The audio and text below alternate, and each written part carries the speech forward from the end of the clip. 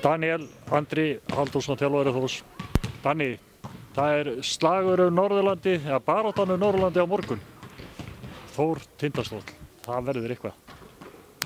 Já, við erum búin að taka hann dag frá ansi lengi. Við erum náttúrulega með 4 leikmenn sem voru í röðum Tindastóls í fyrra.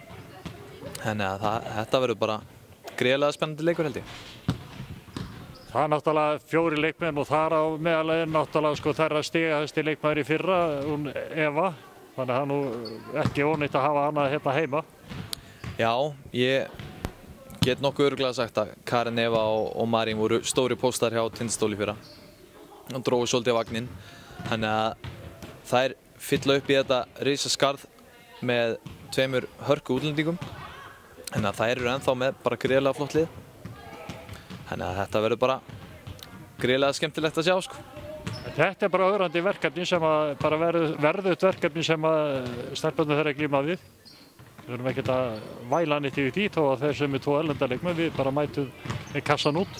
Algjörlega. Þetta verður bara áhugavert að sjá. Ég held að við getum alveg staðið í þeim og gefið þeim alveg leik og jafnvel bara unnið þó að þær séu með einhverja 2 erlenda leikmenn. Þannig ég sá að sko í síðasta leik sem var á móti BL Fjölnis, það var nokkuð öruggur sigur. Ég veit svo sem ekki hvernig maður getur borið það lið saman við Tindastóli. Það hlýtur að gefa ykkur byrjum báða vængjum og þið eru í öðru sæti deildarinnar með jafnvarstig og IR. Þannig að það segir eitthvað um liðið. Já, tímabilið fer bara mjög vel að stað hjá okkur. Þrátt fyrir þennan eina tapleik og það var svona leiðilegast að vara dett úr bikar. Við höfum viljað fara áfram í honum og máta okkur við liðið í efstu deild. En það verður bara bíða eitthvað aðeins lengra. En jú, þetta fer mjög vel að stað hjá okkur og við erum bara spennt fyrir framhaldinu. Þannig það yfirleitt þegar ég kem hérna á æfingar mikið stuð og stemming í hópnum.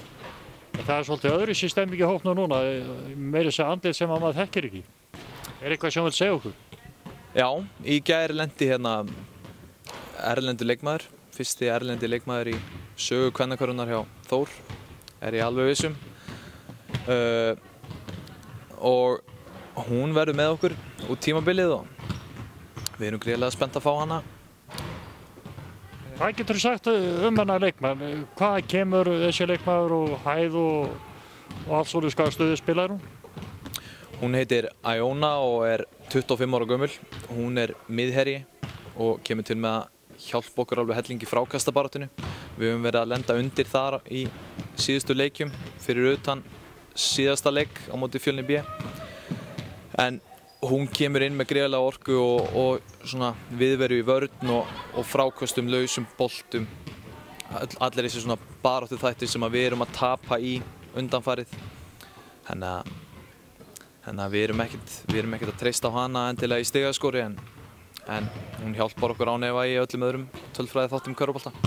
Það náttúrulega þannig að þegar þú ert komið líka með sterka leikmanna þá ekki endilega að sá leikmann gerir allt heldur gerir hinnar betri bara með sinni reynslu kannski. Já, algjörlega.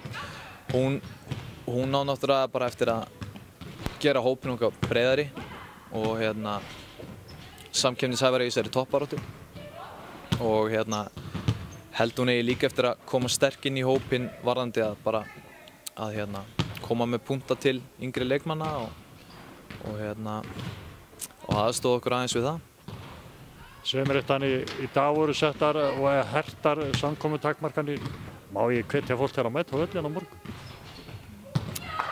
Sko, það verið að ræða þessi mál stjórn og kvennaráð hvernig framkvæmd leiks verður á morgun.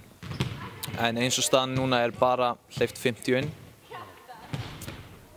Það önnur leið í þessu en það bara verið að skoða alla valkosti. Svo náttúrulega fyrir þá sem ekki komast á leikinn, hvort sem eru af öðrum ástæðum eða út af sóttvarnareglum, þá Þór TV á staðnum. Þór TV verður á staðnum og ef mér skjátlast ekki þá verður lýsandi og þetta verður gert svolítið fínt fyrir stórleik.